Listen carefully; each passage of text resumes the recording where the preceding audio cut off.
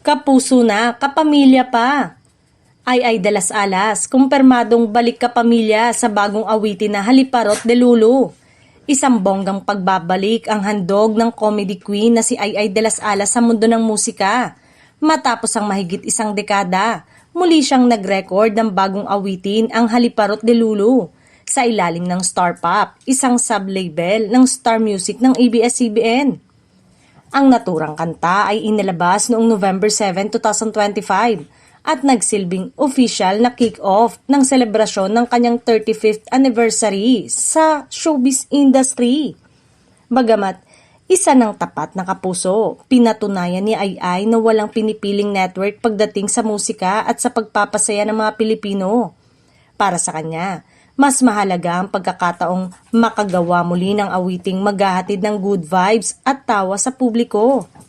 Nakakatuwa kasi after so many years, parang homecoming ulit, Star Music pa rin pala ang tahanan ko pagdating sa kanta.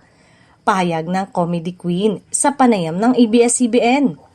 Ang Haliparot de Lulu ay isang makulit, catchy at empowering track na tumatalakay sa mga paasa at feeling close sa social media. Bagay ni siguradong makaka-relate umano ang mga kababaihan at millennials. Ayon pa sa Star Pop, layunin ng awitin na ipakita ang fun, fearless side ni Ay. Habang ipinapaalala na sa gitna ng mga ilusyon at delulu moments, dapat pa rin unahin ang sariling halaga at kaligayahan.